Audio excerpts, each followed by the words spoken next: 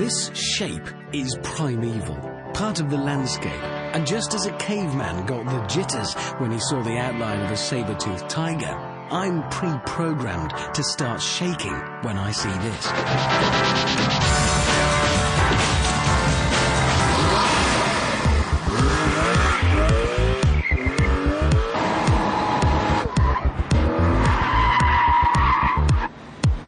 So, which member of the 911 species is prowling around our track?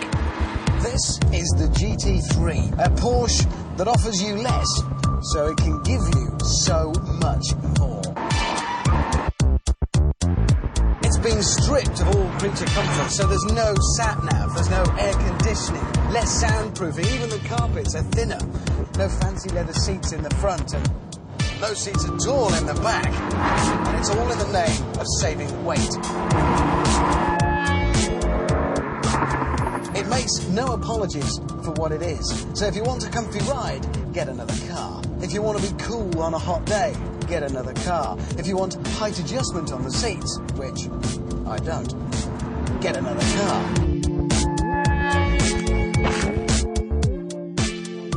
But what they've left behind is good stuff.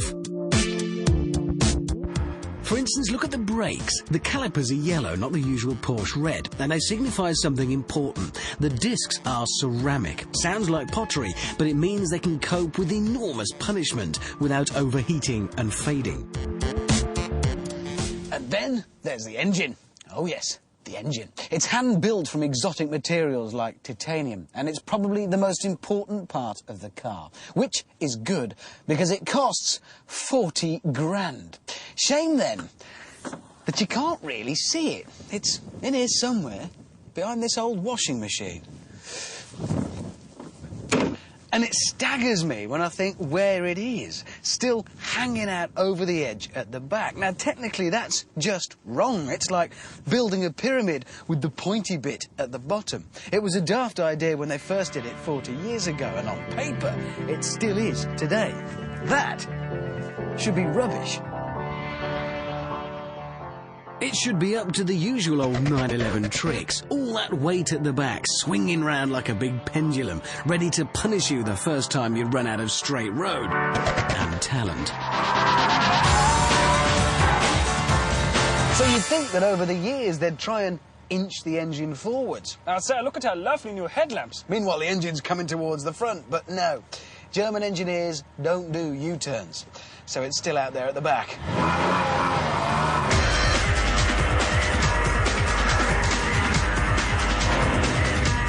Wherever it is, though, what an engine. And the figures speak for themselves. 0 to 60, 4.5 seconds. Top speed, 190. And for once, it's not scary using all that power. In the bad old days, to try and counter the handling problems, Porsche tried crude Heath Robinson measures. They stuffed the front bumper with lead to try and balance it. But none of it worked. In the 70s and 80s, the 911 was the Grim Reaper's company car. Huge crowds would gather at roundabouts to watch fat stockbrokers climb trees in their Porsches. Nowadays, though, they're a little more scientific. They've mastered the suspension and honed and polished their car until they're left with this magnificent creation.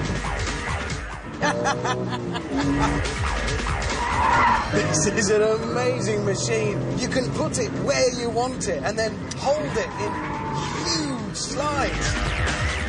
Don't worry, I'm not the drift god. Look, I'm going sideways. Look at that!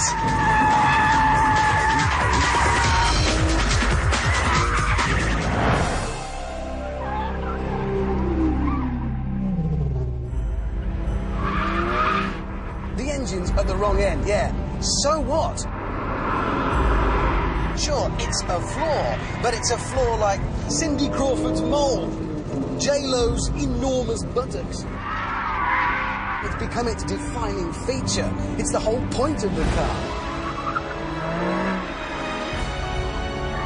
The GT3 is final and absolute proof that evolution works. And after 40 years, this isn't just good, This is the best 911 ever.